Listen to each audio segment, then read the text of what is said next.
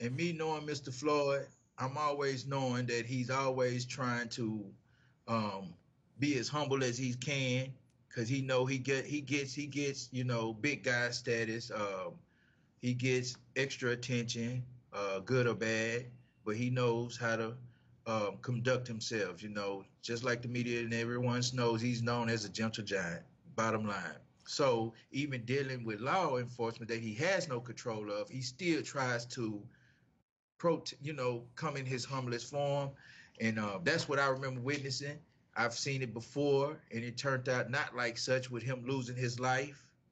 Um, And Chris, my client will tell you when he saw and he was experiencing this, he didn't even know that Mr. Floyd was dead at that point. He thought that once he was getting on the gurney and going in the ambulance, that they were going to get him some treatment, or maybe he was too big for the patrol car, so this was another way to take him in. He didn't find out that Mr. Floyd had passed and was killed until the next day on social media, like everybody else.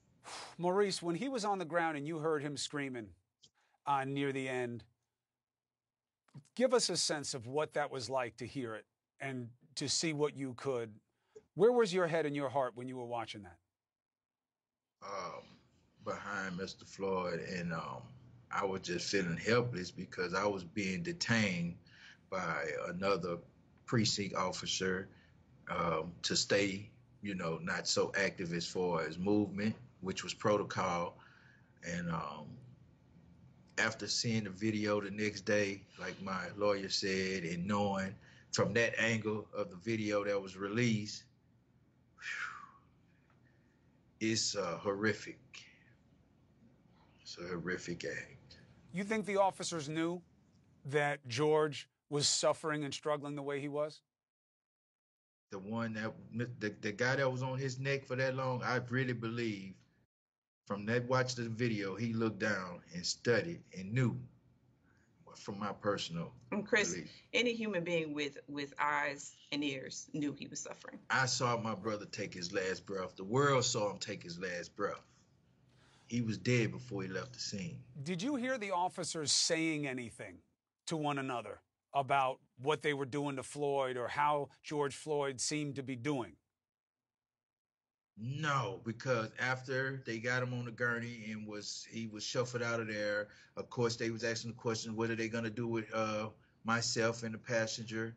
And they was like, are they good? And asked a few questions, let us everyone go, and cleaning the scene up like protocol, police, how they do. They let you go.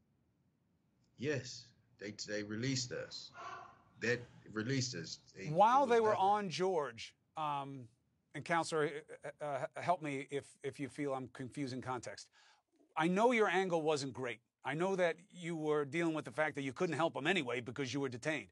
But were the officers talking to each other or expressing any kind of interest in George's condition while the officer was on his neck? Did you hear any conversation from them about any kind of concern? And Chris, he was across the street. Too far away. It was a lot of commotion. Sirens were starting to come. Right. He was too far away. Too far away. But he did hear. He could hear George pleading, saying, "Oh, they're gonna kill me." I can hear him screaming. I can hear him pleading for his life and asking and begging to just breathe. He just wanted to breathe. He just wanted air. And